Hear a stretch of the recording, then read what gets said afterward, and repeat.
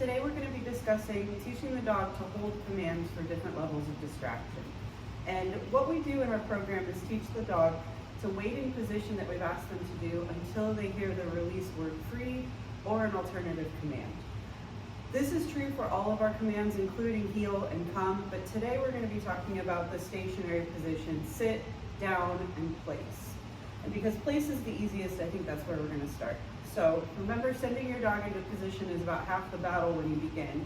So I'm going to give my command, place, and then turn towards the bed, yes. And she is rewarded when she gets there. Our big focus today, however, is adding those distractions. You want to consider the 3 Ds, duration, distance, and then distraction, or what I think about is direct distraction, something that's other than yourself or you moving around. So Dusty here is on place. I've asked her to go. And we're going to start with duration. She's been holding this position for a nice amount of time while I talked, so I'm going to give her a yes and bring out a reward. This is for her staying in position while time passes.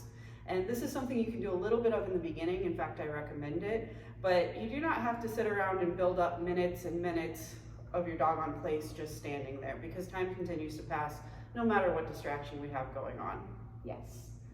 So I'll give her another reward for staying in position while I'm just standing here talking, which, like I said, is a very valuable thing to reward. And then we're going to start to move on to the next D, which is distance. Movement is sort of included in this as well. So I'm going to take a few steps backwards. Yes. And Dusty's done a bit of place or climb practice before, so she understands that distance is something that I expect her to hold still for. So we'll throw in another distraction in, which is me turning my back and kind of releasing all of my pressure on her.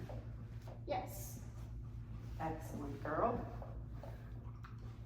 Now I'm going to start to set goals and be scientific about this. I can get about 3 or 4 steps away right now, and she's doing well. Can I make it all the way to the wall and have my dog stay in position?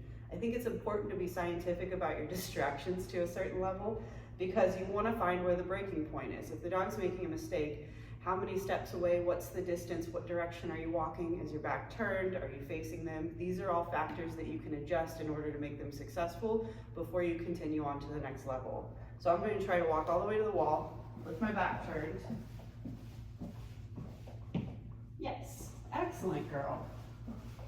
Like I said, she's done a bit of this before, so she's doing extremely well. So we've got distance, we've got things like movement. I can move in a circle around her, I can turn my back, I can move fluidly, and we've got duration going on. Oops, I have a treat dropped on the floor, which kind of leads me into my next deal. So if we want to consider direct distraction, what we need is something other than yourself that is distracting the dog. Food, toys, no. Place. Food, toys, people, dogs, the environment in general. It's just something that brings the dog's attention away from you.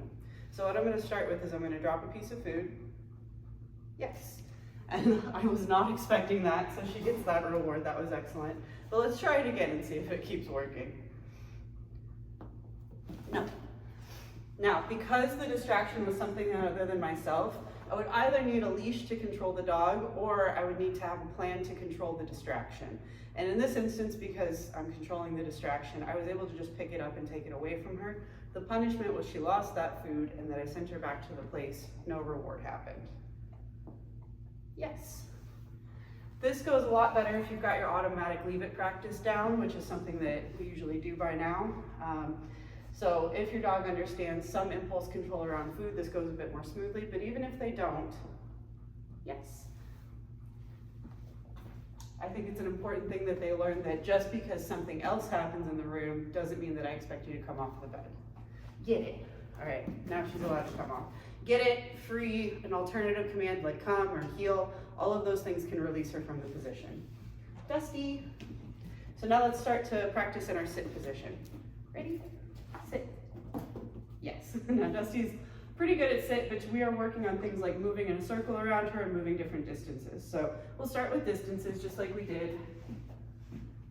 Yes. Remember, duration is kind of happening along with everything, but you're always welcome to sit and just reward the duration, especially if your dog is very new to the position. Yes.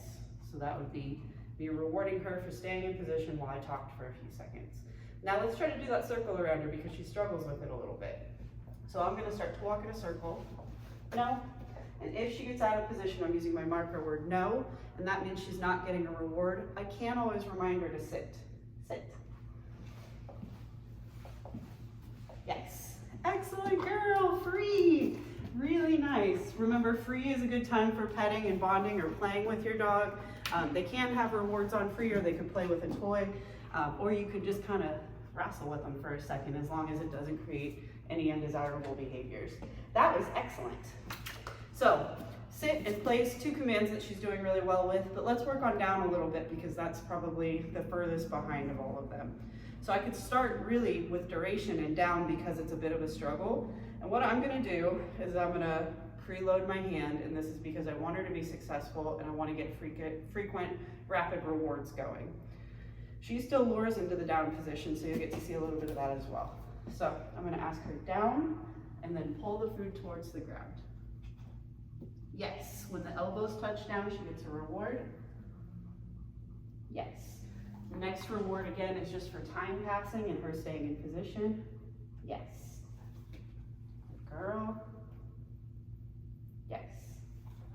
Very nice. Now let's throw in some movement. Down is a comfortable position for the dog to hold for longer periods of time. Yes. I said my yes a little late there. So I'm gonna let her stay in position while I continue to do some movement and distance. Yes.